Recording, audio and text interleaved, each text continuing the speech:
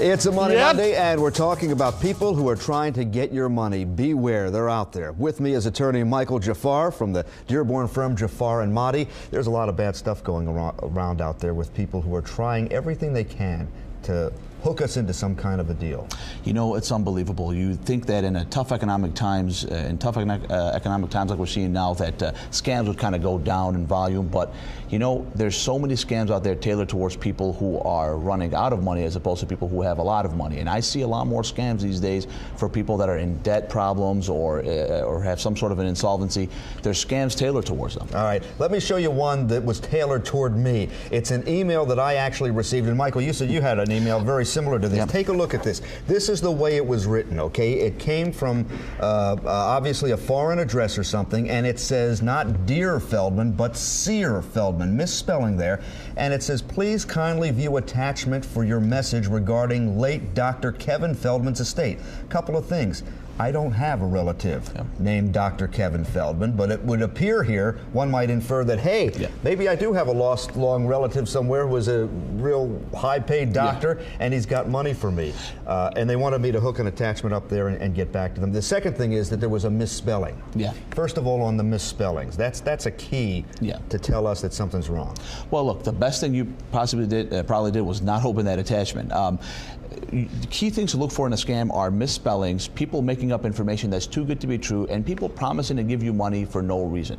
And look, anytime you get something in the mail or email that, you know, over something that's extreme, like a death of a relative or a great deal, it's usually a fraud, because if this was real, somebody would have just called you and it would have been more legitimate. But you got to look out for these things these days, because they're all over the place and people want to believe that something good is going to happen. And so when stuff like this comes in the email or the mailbox at home, you know, people are going to be on their last, on the edge and want to see something like that. And remember, if you see a misspelling in there, chances are it came from somebody operating outside the USA and they don't know our language very well, so watch out for that one.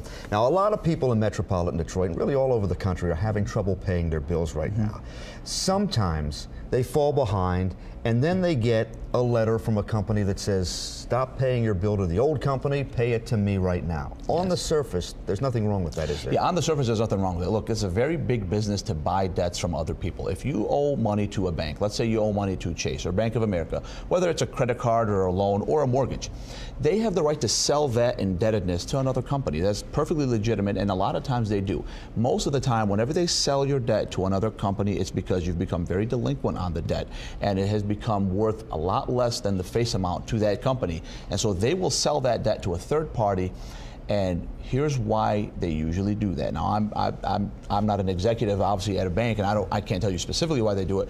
But most of the times, it's because they sell it to somebody who is better at collecting on those debts in certain areas. So there's companies, without mentioning any names, that are better at collecting in certain areas than a bank. So, for example, Chase Bank doesn't specialize in collection efforts in Metro Detroit, but there's companies that do. And so those companies will go out and they'll buy debts in that locality because they are really good at coming after you for that debt. So you really do owe that money? Yes, you absolutely owe that money. If it's a debt that you owed legitimately to the lender that you took the loan from, and that lender sells it and you get a notice and you want to verify it, when you get a notice that says we are now your new creditor, make your payments, you have to verify it, because you'll get a letter. You have to get something in writing saying we have purchased your debt, you are now indebted to us, please mail all payments to this address, you now owe us this money.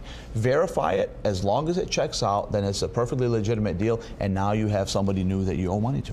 All right, so that's the answer to the question that we get in email so many times. Should I believe somebody who tells me suddenly I owe them money? Maybe, but at least look into it first. That's the key. Yep. All right, attorney Michael Jafar from the firm Jafar and Mahdi in Dearborn. Thank you for being with us. And we'll see you tonight, Fox Studios, beginning at 5 with Money Works and the Job Shop, always working for you.